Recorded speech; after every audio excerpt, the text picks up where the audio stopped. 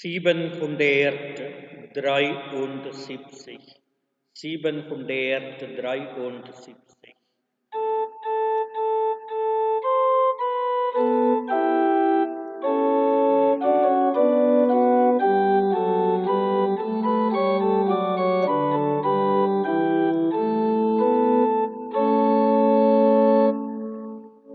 Nun freue dich, du Christenheit, der Tag, der ist gekommen,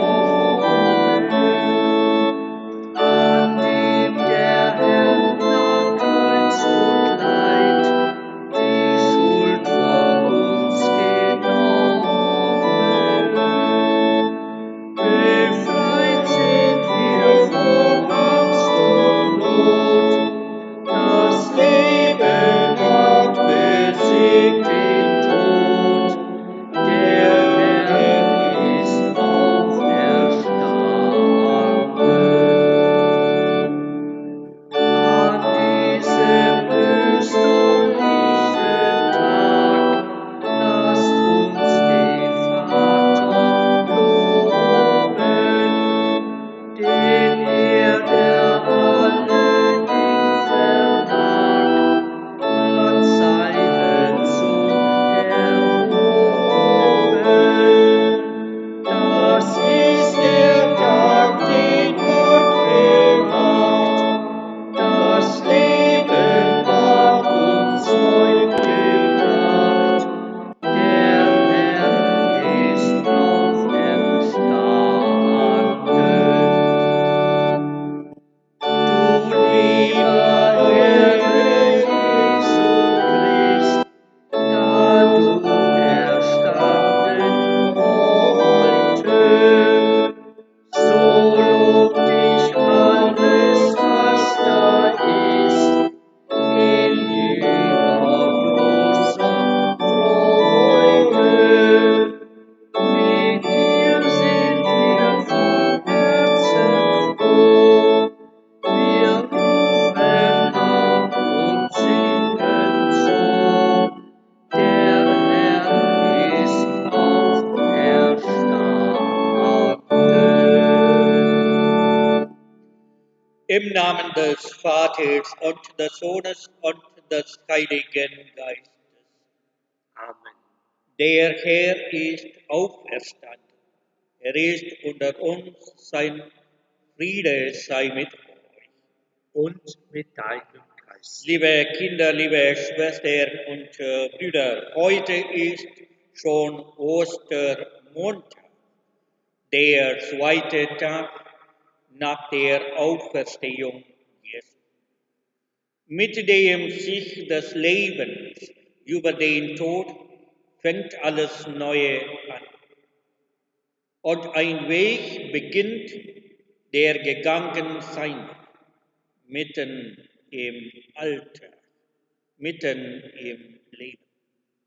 Im heutigen Evangelium hören wir die Geschichte von der Jünger, die auf dem Weg nach Emmaus waren. Sie haben ihre Hoffnung auf Jesus gesetzt. Aber sein Tod am Kreuz hat die Hoffnung dieser zweier Menschen zerschlagen.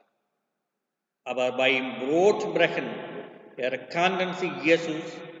Sie sagten zueinander, das lesen wir in Lukas Evangelium, brannte uns nicht das Herz in der Brust, als er unterwegs mit uns redete und uns den Sinn der Schrift erschloss?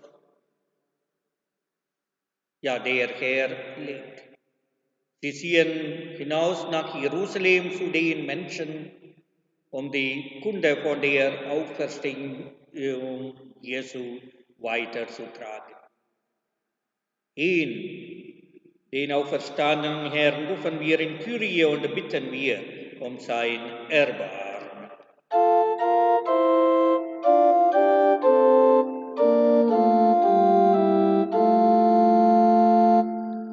Kyrie, Kyrie, eleison. Kyrie, Kyrie,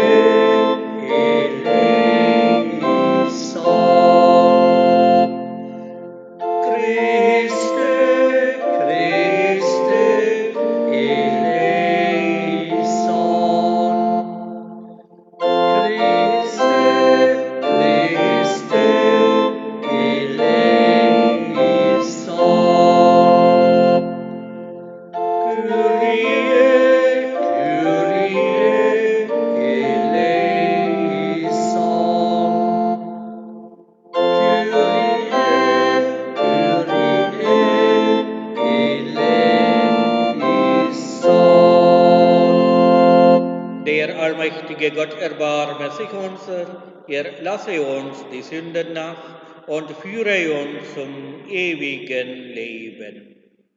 Amen. Zu Gloria 816.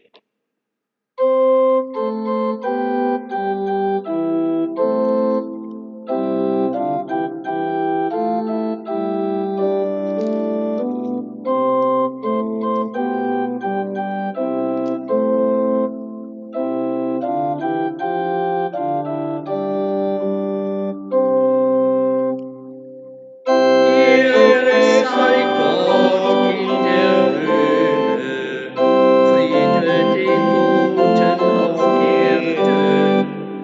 Lob dir und Preis und Anbetung, dank dir, du großer Begnadler, König des Himmels, allmächtiger Vater, Herr eingeborener Jesus Gesalbter, Gott und Lamm Gottes des Vaters Sohn, Gott und Lamm Gottes des Vaters Sohn.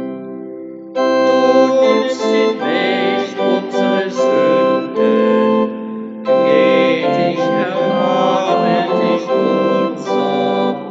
Sitze zur Rechten des Vaters, hör uns, wir flehen um Gnade.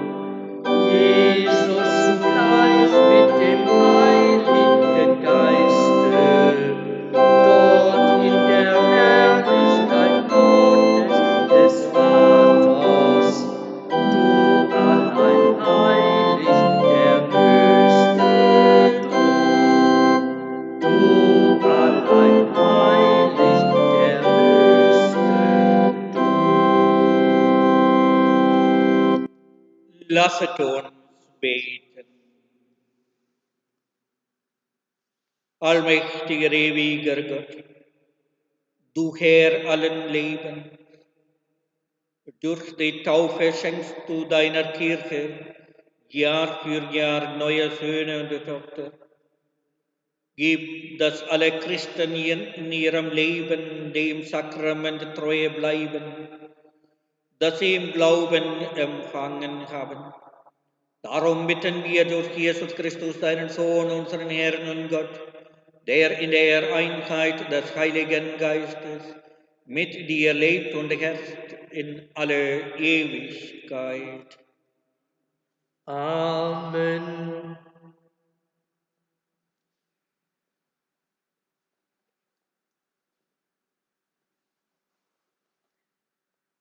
Lesung aus der Apostelgeschichte. Am Pfingsttag trat Petrus auf zusammen mit den 11. Er erhob seine Stimme und begann zu reden. Ihr Juden und alle Bewohner von Jerusalem, dies sollt ihr wissen. Achtet auf meine Worte. Jesus, den Nazareer, einen Mann, den Gott vor euch beglaubigt hat, durch Machttaten, Wunder und Zeichen, die er durch ihn in eurer Mitte getan hat, wie ihr selbst wisst. Ihn, der nach Gottes beschlossenem Willen und Vorauswissen hingegeben wurde, habt ihr durch die Hand von Gesetzlosen ans Kreuz geschlagen und umgebracht. Gott aber hat ihn von den Wehen des Todes befreit und auferweckt. Denn es war unmöglich, dass er vom Tod festgehalten wurde. David nämlich sagt über ihn: Ich hatte den Herrn beständig vor Augen, denn er steht mir zur Rechten, dass ich nicht wanke. Darum freute sich mein Herz und frohlockte meine Zunge, und auch mein Leib wird in Hoffnung wohnen. Denn du gibst meine Seele nicht der Unterwelt preis, noch lässt du deinen Frommen die Verwesung schauen. Du hast mir die Wege zum Leben gezeigt. Du wirst mich erfüllen mit Freude vor deinem Angesicht. Brüder, ich darf freimütig zu euch über den Patriarchen David reden. Er starb und wurde begraben, und sein Grabmal ist bei uns erhalten bis auf den heutigen Tag. Da er ein Prophet war und wusste, dass Gott ihm einen Eid geschworen hatte, einer von seinen Nachkommen werde auch mal auf seinem Thron sitzen, sagte er vorausschauend über die Auferstehung des Christus. Er gab ihn nicht der Unterwelt preis, und sein Leib schaute die Verwesung nicht. Diesen Jesus hat Gott auferweckt. Dafür sind wir alle Zeugen. Zur Rechten Gottes erhöht, hat er vom Vater den verheißenen Heiligen Geist empfangen und ihn ausgegossen, wie ihr seht und hört. Wort des lebendigen Gottes. Dank sei Gott.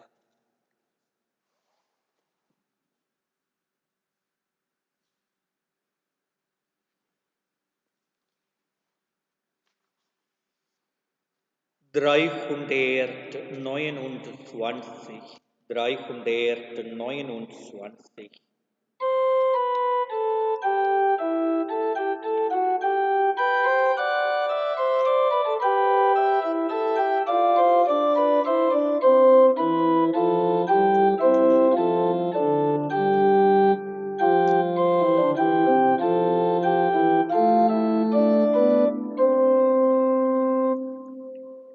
Das ist der Tag, den Gott gemacht, der Freud in alle Welt gebracht. Es freut sich, was sich freuen kann, denn Wunder hat der Herr getan. Verklärt ist alles Leid der Welt, des Todes Dunkel ist erhellt. Der Herr erstand in Gottes Macht, hat neues Leben uns gebracht. Wir sind getauft auf Christi Tod und auferweckt mit ihm zu Gott. Uns ist geschenkt sein Heiliger Geist, ein Leben, das kein Tod entreißt.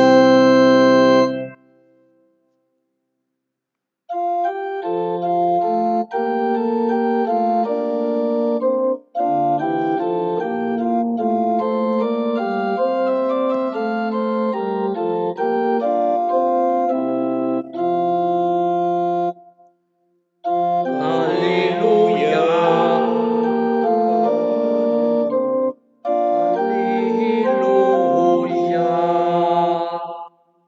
Halleluja, Halleluja, Halleluja.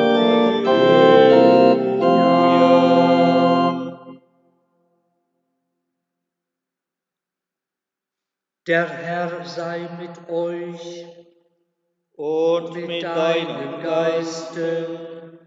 Aus dem heiligen Evangelium nach Lukas. Ehre sei dir, o Herr. Am ersten Tag der Woche waren zwei von den Jüngern Jesu auf dem Weg in ein Dorf namens Emmaus, das 60 Stadien von Jerusalem entfernt ist. Sie sprachen miteinander über all das, was sich ereignet hatte.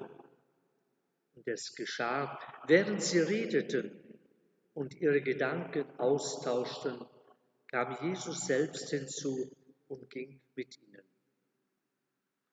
Doch ihre Augen waren gehalten, so dass sie ihn nicht erkannten. Da fragte er sie: Was sind das für Dinge, über die ihr auf eurem Weg miteinander redet? Da blieben sie traurig stehen, und der eine von ihnen, er hieß Kleopas, antwortete ihm: Bist du so fremd in Jerusalem, dass du als einziger nicht weißt, was in diesen Tagen dort geschehen ist? Er fragte sie: Was denn? Sie antworteten ihm: Das mit Jesus aus Nazareth, er war doch ein Prophet, mächtig in Tat und Wort vor Gott und dem ganzen Volk. Doch unsere hohen Priester und Führer haben ihn zum Tode verurteilen und ans Kreuz schlagen lassen. Wir aber hatten gehofft, dass er es sei, der Israel erlösen werde. Und dazu ist heute schon der 3. Tag, seitdem das alles geschehen ist.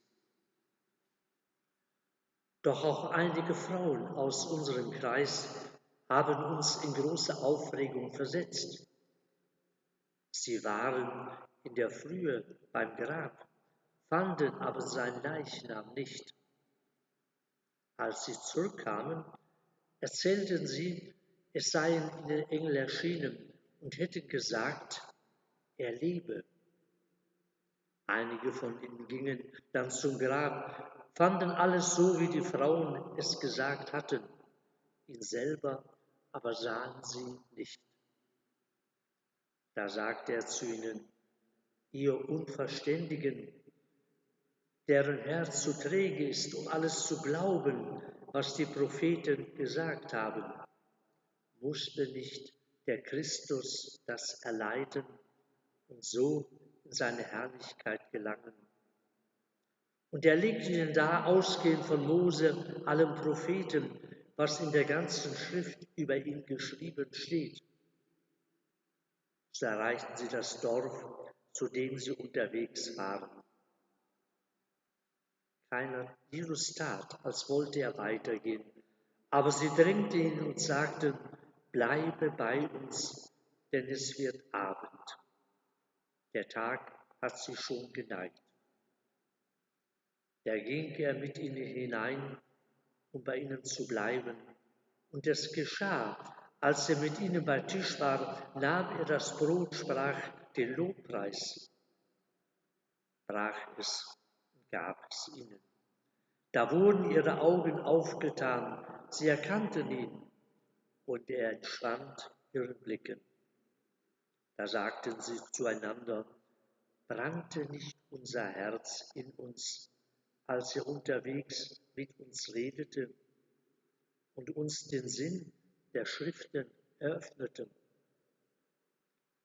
Noch in derselben Stunde brachen sie auf, kehrten nach Jerusalem zurück, und sie fanden die 11 und die mit ihnen versammelt waren und sagten: Der Herr ist wirklich auferstanden und ist dem Simon erschienen. Da erzählten auch sie, was sie unterwegs erlebt und wie sie ihn erkannt hatten, als er das Brot brach. Evangelium unseres Herrn Jesus Christus. Lob sei dir, Christus. Liebe Brüder und Schwestern,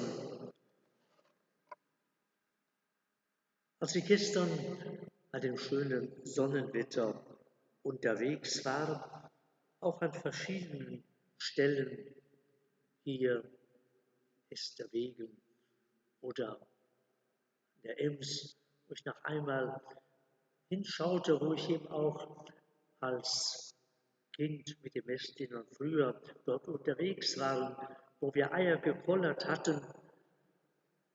Und so wurde manche Erinnerung an die Kindheit wieder wach. Aber was ich erlebte, dass die Menschen, denen man begegnete, junge, alte Menschen, dass man sich zurief, gesegnete oder frohe Ostern. Durch den schönen Sonnentag waren die Herzen warm geworden der Menschen. Und sie freuten sich, dass sie wieder einige Stunden in der Natur erleben durften. Es war irgendwie Osterfreude in ihnen aufgekommen. Nach den Tagen eben auch, wo man auch jetzt noch nicht den Kontakt suchen darf mit den Menschen. Aber wir merkten, es war etwas Besonderes geschehen in diesen Tagen, wo wir es vielleicht nicht aussprechen wollten. Gesegnete Ostern, wir sagten frohe Ostern. Aber auch in den Herzen der Menschen spürten wir oder wir selber alle zu Hause in der Familie eine Freude, dass in der Welt damals etwas Wunderbares, Neues geschehen war. Die Menschheit, die im Tod verfallen war, ahnte. Und auch heute glauben wir nicht nur an Ostern, dass wir eine Heimat bei Gott haben, dass der Sohn auferstanden ist, er der Sieger über Tod und Sünde. Liebe Brüder und Schwestern, dann war ich noch an 2 Orten, von denen ich erzählen wollte gerne. Einer war hier in Esterwegen vor der Kirche, der andere Ort war in Bockhorst vor der Kirche. Nicht in der Kirche, sondern vor der Kirche. Und es blieben dort Menschen stehen.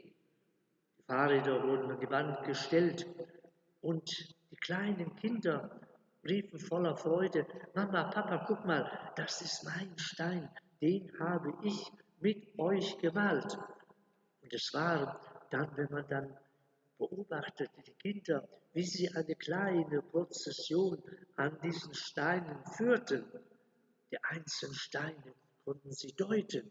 Sie freuten sich und lachten und sagten, guck mal, Jesus lebt, Jesus ist von den Toten auferstanden. Und wenn man dann diesen Meditationsgang bei den Steinen machte, was sich Zeit lässt, liebe Brüder und Schwestern, wenn wir diesen Emmausgang machen, an den Steinen entlang, erleben wir auch vielleicht das, was die Jünger erlebt haben. Die Steine, ein Kreuz, Jesus gestorben. Man geht die einzelnen Steine weiter und sie sind nicht alle, dass sie gleich mit großer Freude uns erfüllen. Aber dann auf einmal entdeckte ich einen großen Fisch, das Erkennungszeichen der frühen Christen. Christus lebt. Und in einer Schrift auf der Stufe, ich konnte es im Dunkeln gar nicht mehr so erkennen, stand dann geschrieben von den Kindern, Halleluja, Jesus lebt. Liebe Brüder und Schwestern, es war gar nicht lange geplant.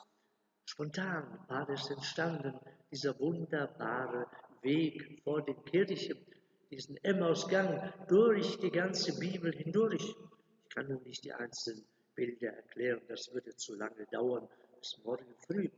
Aber wenn Sie sich einmal die Zeit nehmen, die Steine betrachten, dann werden Sie vielleicht im Herzen spüren, ja, er lebt.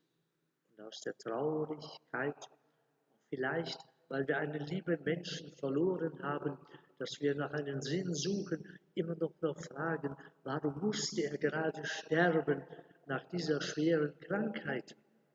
Dass wir auf dem Friedhof waren, gebetet haben, Blumen gebracht haben, aber dass die Kinder uns durch diese Steine, lebendige Steine geworden sind, dass auch wir sagen können, wenn wir die Steine betrachten, brannte nicht unser Herz, als der Herr zu uns redete in unser Herz hinein.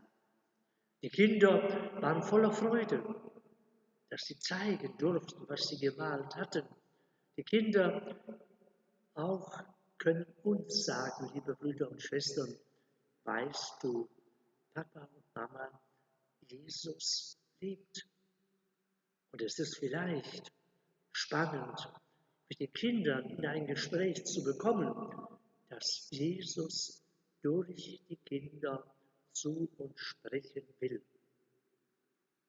Er hat immer wieder gerade die Kinder in seine Arme geschlossen. Es war keine hohe Theologie, keine Spekulationen, aber diese Kinder können uns sagen, dieser Jesus, der von den Toten auferstanden ist, er will auch dir etwas sagen.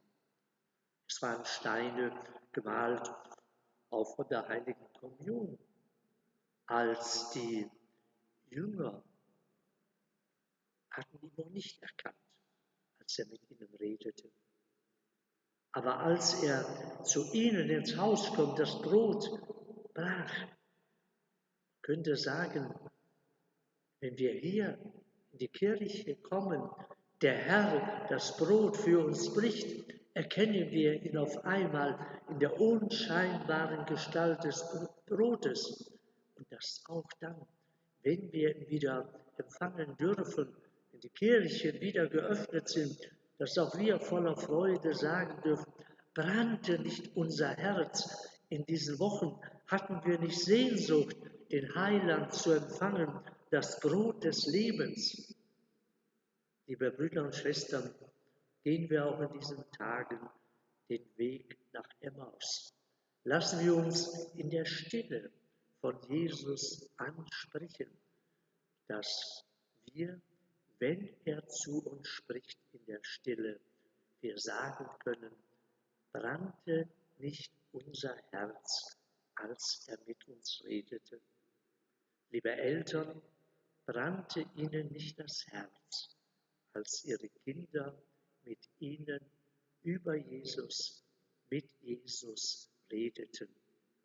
So möchten wir sie auch immer wieder einladen, auch vielleicht jetzt, wo die Kirche, wir keinen Gottesdienst in großen Kirche feiern können.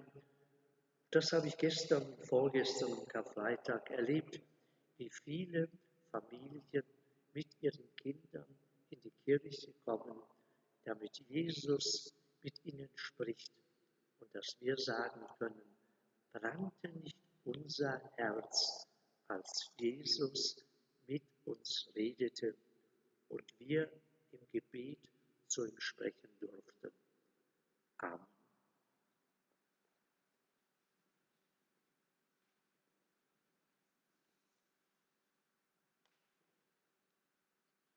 Ach, 875.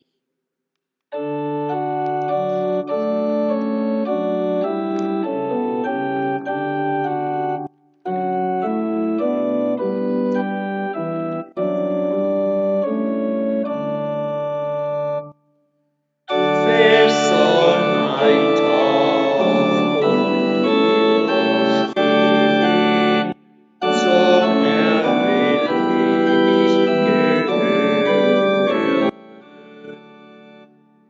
Er ruft mich seinen Weg zu gehen und will sein Wort nicht lehren. Dank sei dem Herrn, der mich ausführt, in seine Kirche berufen hat. Ihr will ich gläubig folgen. Dein Tod am Kreuz, Herr Jesu Christ, ist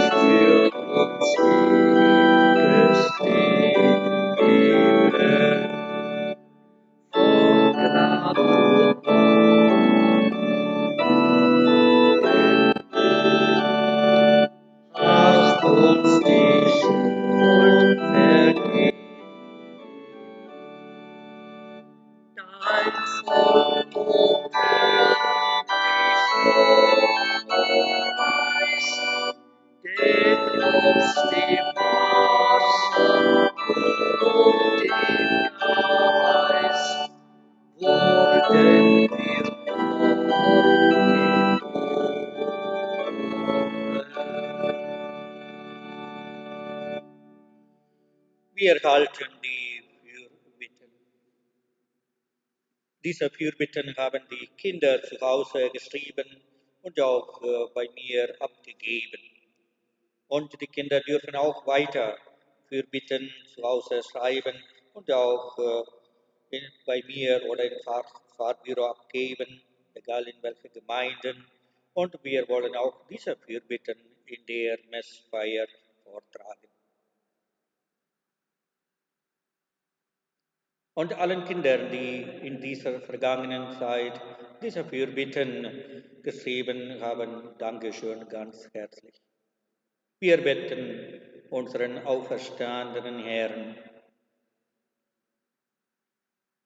stärke und ermutige die Gesundheitswesen in Praxen und Krankenhäusern, Pflegeeinrichtungen und anderen Bereichen der Medizin arbeiten. Pflegende, Fürsorgende, Ärztinnen und Ärzte, Mitarbeitende in Krankenhäusern, alle, die sich der Aufgabe widmen, für Kranke und ihre Familie zu sorgen. Herr Jesus Christus, wir bitten dich, erhöre uns. Herr Jesus Christus, wir bitten dich für alle Menschen, die jetzt alleine und traurig sind. Hilf ihnen, dass sie ihr Lachen und ihre Fröhlichkeit nicht verlieren. Herr Jesus Christus, wir bitten dich, erhöre uns. Herr, schütze unsere Familie und Angehörigen und Verwandten. Herr Jesus Christus, wir bitten dich, erhöre uns. Herr Jesus Christus, wir bitten dich in diesen schweren Zeiten, dass wir Menschen zusammenhalten, auch wenn wir nicht zusammen sein können. Schenke uns Kraft und Zuversicht und stell den Ersten und Erstinnen bei, die jeden Tag aufs Neue versuchen, Menschenleben zu retten. Herr Jesus Christus, wir bitten dich, erhöre uns. wir beten für unsere lieben Verstorbenen aus unserer Familien, aus unserer Verwandtschaften und Bekanntschaften.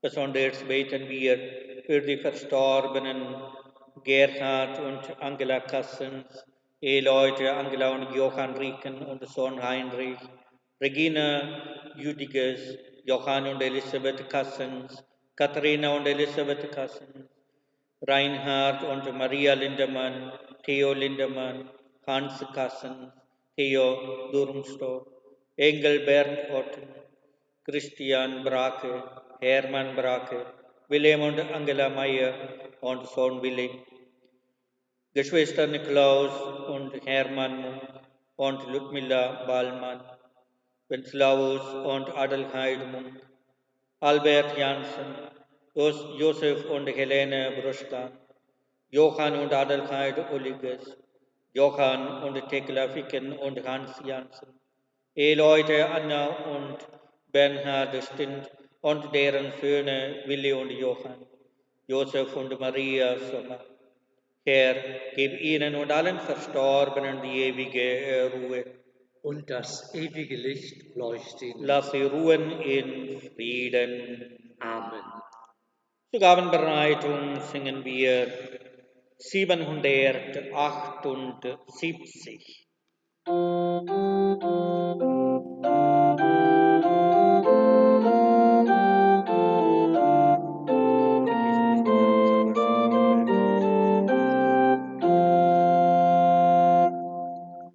Preis den Todesüberwinder, der da starb auf Golgatha, den Erlöser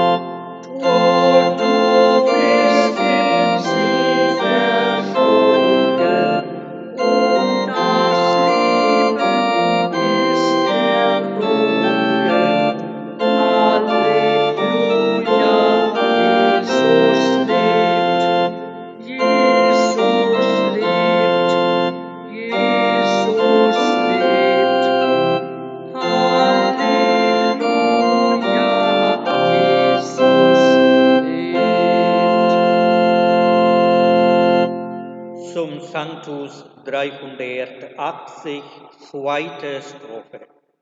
Strophe 2.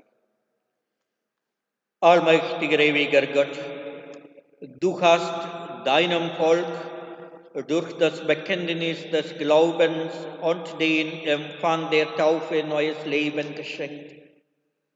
Nimm die Gaben deiner Gläubigen gnädig an und lass uns in dir Seligkeit und ewiges Leben finden. Darum bitten wir durch Christus, unseren Herrn. Amen. Der Herr sei mit euch. Und mit deinem Geiste. Erhebet die Herzen. Wir haben sie beim Herrn. Lasset uns danken dem Herrn, unserem Gott. Das ist würdig und recht. In Wahrheit ist es würdig und recht, dir, Herr, heiliger Vater, immer und überall zu danken durch deinen geliebten Sohn, Jesus Christus. Er ist dein Wort, durch ihn hast du alles erschaffen. Ihn hast du gesandt als unseren Erlöser und Heiland. Er ist Mensch geworden durch den Heiligen Geist, geboren von der Jungfrau Maria, um deinen Ratschluss zu erfüllen und dir ein heiliges Volk zu erwerben, hat er sterbend die Arme ausgebreitet am Holze des Kreuzes. Er hat die Macht des Todes gebrochen und die Auferstehung kundgetan. Darum preisen wir dich mit allen Engeln und Heiligen und singen vereint mit ihnen das Lob deiner Herrlichkeit.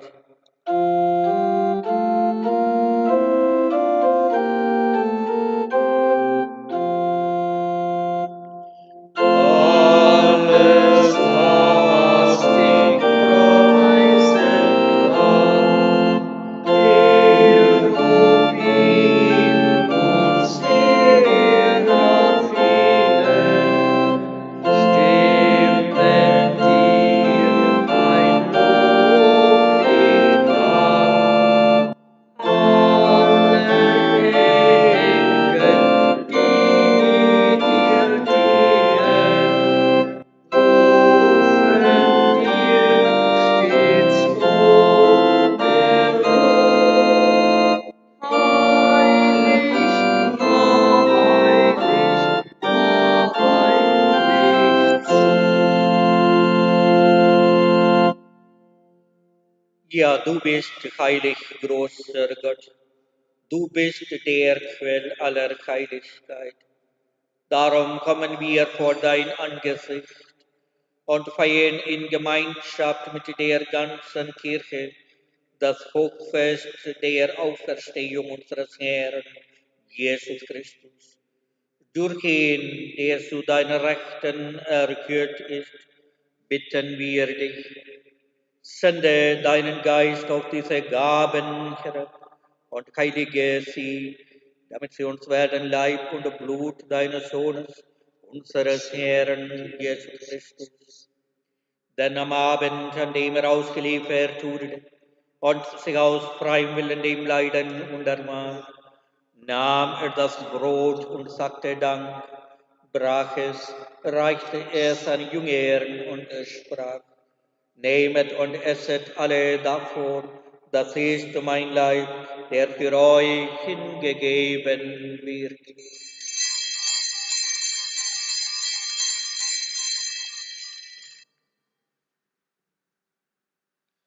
Ebenso nahm er nach dem Mahl den Kelch, dankte wiederum, reichte ihn seinen Jüngern und er sprach, nehmet und trinket alle daraus, das ist der Kelch des neuen und ewigen Bundes, mein Blut, das für euch und für alle vergossen wird zur Vergebung der Sünden. Tut dies zu meinem Gedächtnis.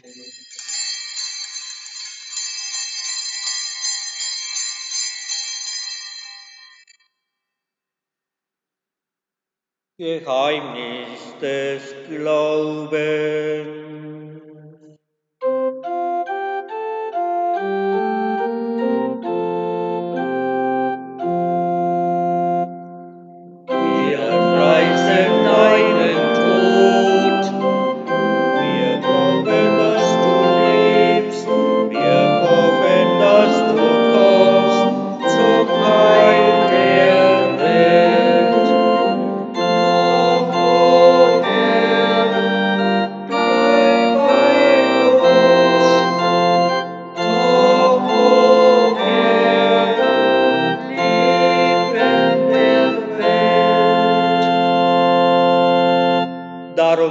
barmherziger Vater, feiern wir das Gedächtnis deines Sohnes. Wir verkünden sein heilbringendes Leiden, seine glorreiche Auferstehung und Himmelfahrt und erwarten seine Wiederkunft. So bringen wir dir mit Lob und Dank dieses heilige und lebendige Opfer dar. Schau gütig auf die Gabe deiner Kirche, denn sie stellt dir das Lamm vor Augen, das geopfert wurde und uns nach deinem Willen mit dir versöhnt hat. Stärke uns durch den Leib und das Blut deines Sohnes und erfülle uns mit seinem Heiligen Geist, damit wir ein Leib und ein Geist werden in Christus.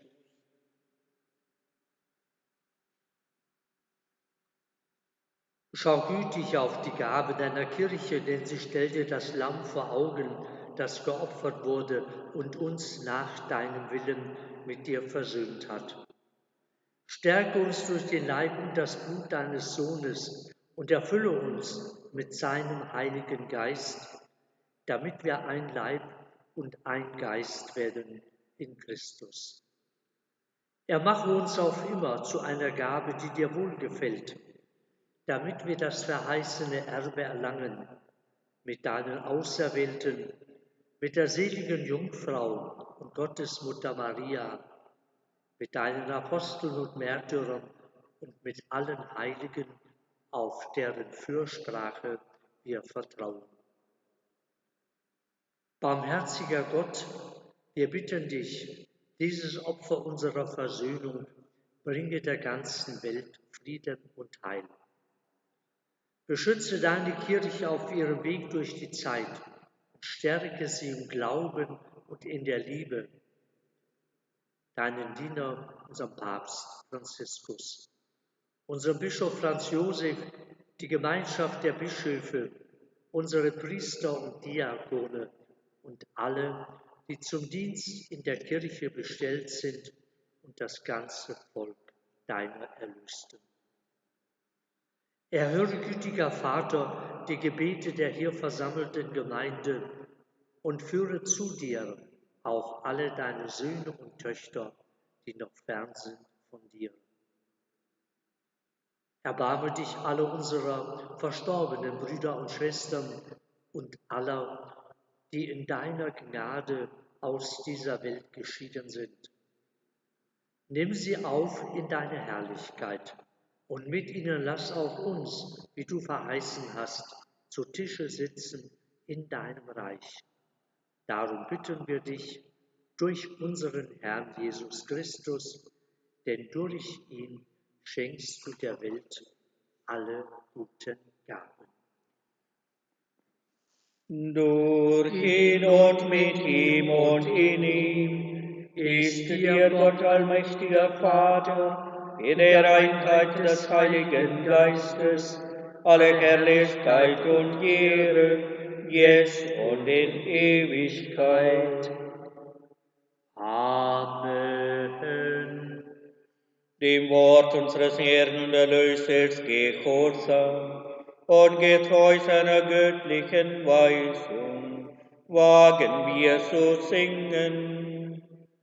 Vater unser im Himmel, geheiligt werde dein Name, dein Reich komme, dein Wille geschehe, wie im Himmel so auf Erden.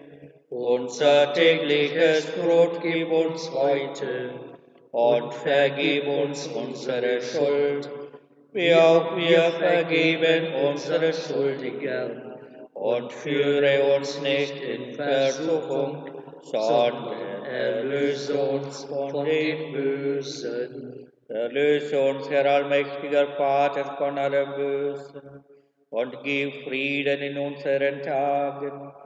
Komm uns zu Hilfe mit deinem Erbarmen und bewahre uns vor Verwirrung und Sünden, damit wir voll Zuversicht das Kommen unseres Erlösers, Jesus Christus, erwarten. Denn dein ist das Reich und Die Kraft und die Herrlichkeit in Ewigkeit. Amen. Am Ostertag trat Jesus in die Mitte seiner Jünger und sprach den Friedensgruß. Deshalb bitten wir, Herr Jesus Christus, du Sieger über Sünde und Tod, schau nicht auf unsere Sünden, sondern auf den Glauben deiner Kirche und schenke ihr nach deinem Willen Einheit und Frieden. Der Friede des Herrn sei allezeit mit euch. Und mit deinem Geiste. Zum Agnus Dei singen wir das Lied 774. 774.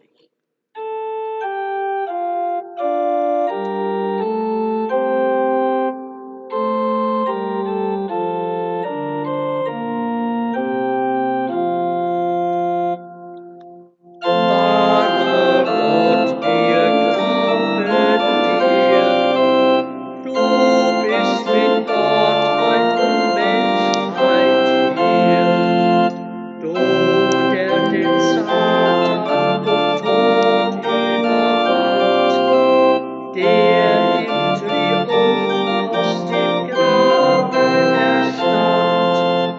Preis dir, du Sieger auf Golgatha, Sieger wie keiner, Halleluja. Jesus, dir jauchzt alles zu, Herr über Leben und Tod bist du. In deinem Blute gereinigt von Schuld, freuen wir uns wieder der göttlichen Huld. Gib, dass wir stets deine Wege gehen, glorreich wie du aus dem Graben erstehst.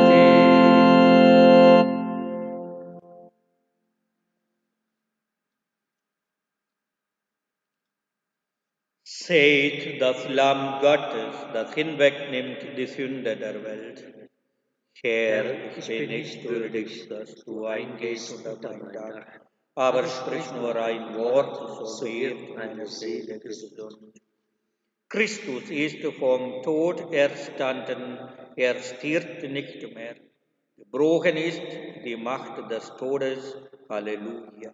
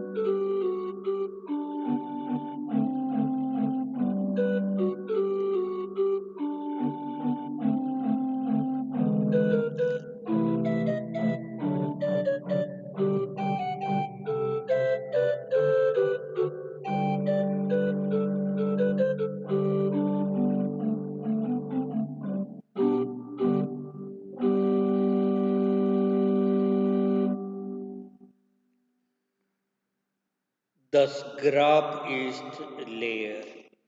771.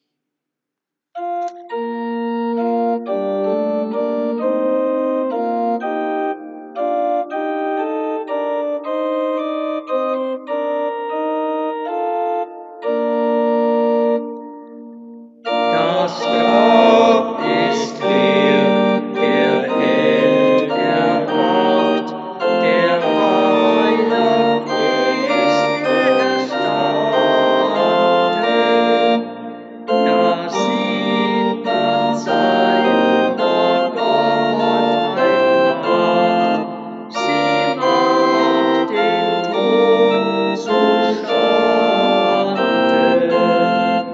Ihm kann kein Ziegelgrab noch Stein, kein Felsen widerstehen. Schließt ihn der Unglaub selber ein, er wird ihn siegreich sehen, er wird ihn siegreich sehen.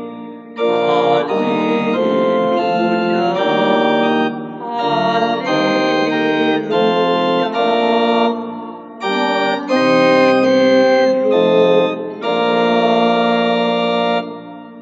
Wo ist dein Sieg, o bitterer Tod? Du selber musst erleben.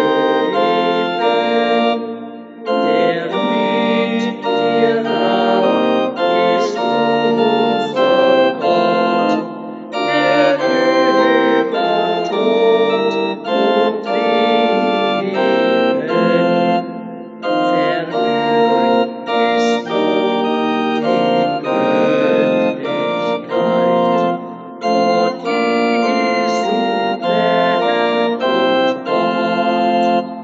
Und Jesus ist im letzten Streit für uns ein sicherer Ort, für uns ein sicherer Ort.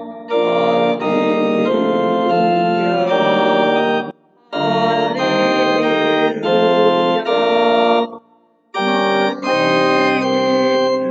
Halleluja. Lasset uns beten. Allmächtiger, ewiger Gott, du hast uns durch die österlichen Geheimnisse auf den Weg des Lebens geführt. Lass deine Gnade in uns mächtig werden, damit wir uns deiner Gaben würdig erweisen und unseren Weg zu dir vollenden. Darum bitten wir durch Christus, unseren Herrn. Amen. Ja, liebe Kinder, liebe Schwestern und Brüder, wir wünschen euch und Ihnen einen gesegneten Ostermontag. Wir bitten Gott um seinen Segen. Der Herr sei mit euch. Und mit deinem Geiste. Es segne und behüte euch der allmächtige Gott, der Vater und der Sohn und der Heilige Geist. Amen. Geht hin in Frieden. Dank sei Gott dem Herrn. 525. Erste, dritte und vierte Strophe.